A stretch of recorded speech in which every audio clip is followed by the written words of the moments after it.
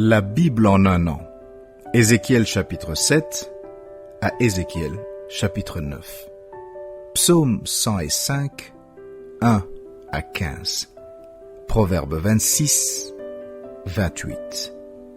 Lecture du 3 novembre. Hébreux chapitre 5. En effet, tout souverain sacrificateur pris du milieu des hommes est établi pour les hommes dans le service de Dieu, afin de présenter des offrandes et des sacrifices pour les péchés.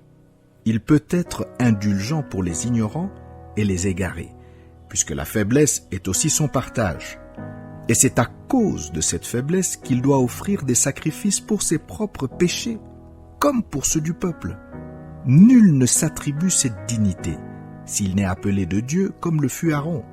Et Christ ne s'est pas non plus attribué la gloire de devenir souverain sacrificateur, mais il la tient de celui qui lui a dit « Tu es mon fils.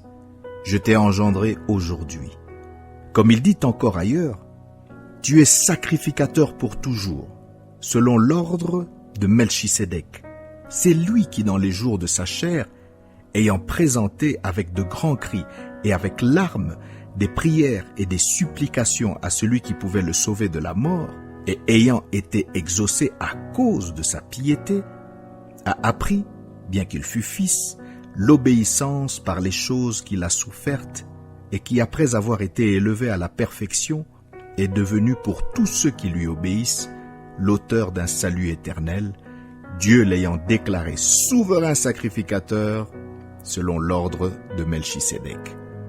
Nous avons beaucoup à dire là-dessus, et des choses difficiles à expliquer parce que vous êtes devenus lents à comprendre.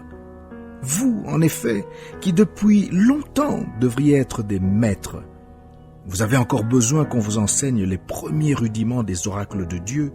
Vous en êtes venus à avoir besoin de lait et non d'une nourriture solide.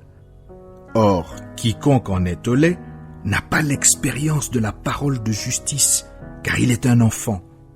Mais la nourriture solide est pour les hommes faits, pour ceux dont le jugement est exercé par l'usage à discerner ce qui est bien et ce qui est mal. Un jour nouveau.